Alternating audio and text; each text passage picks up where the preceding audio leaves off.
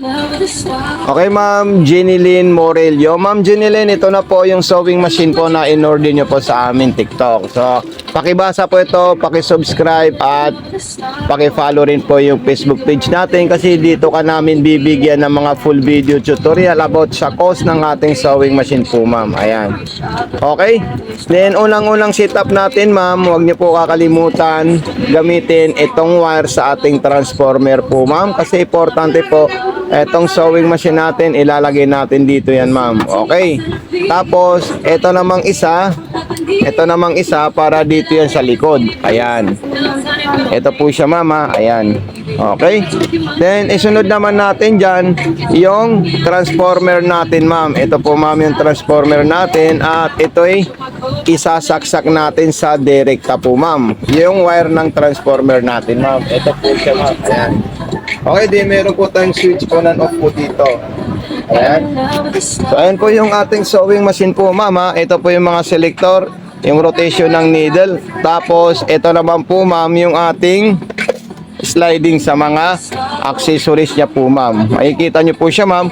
Ayan po siya, ma'am. Oh. Ang dami pong nakalagay dyan at mayroon pa po yung additional po, ma'am. Okay.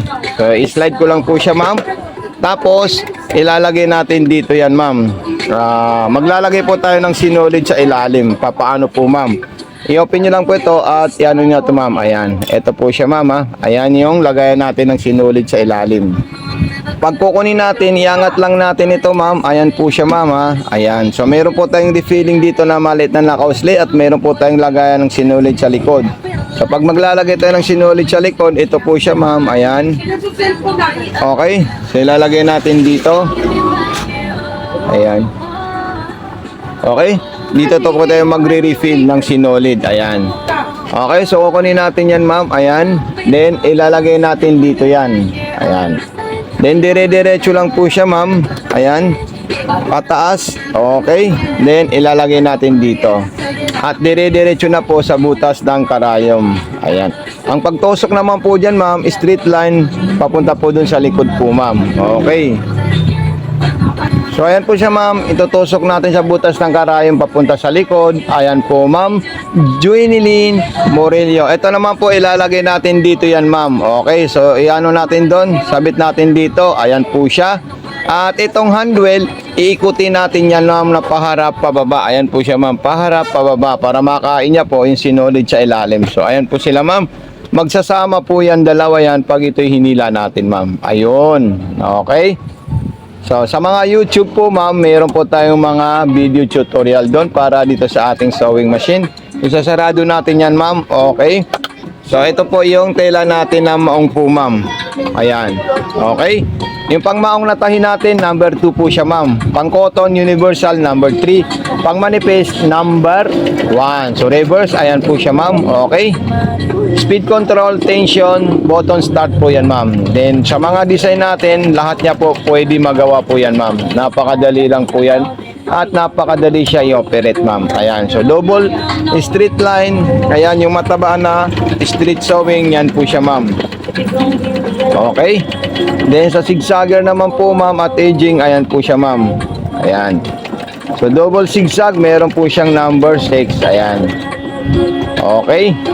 Then, small na zigzag, number 7. Malaking zigzag, number 8. Ayan. So, lahat po natin yan, ma'am, ipapagawa sa kanya, ma'am. Ayan. Napakaganda po siya manahi, ma'am. Oh.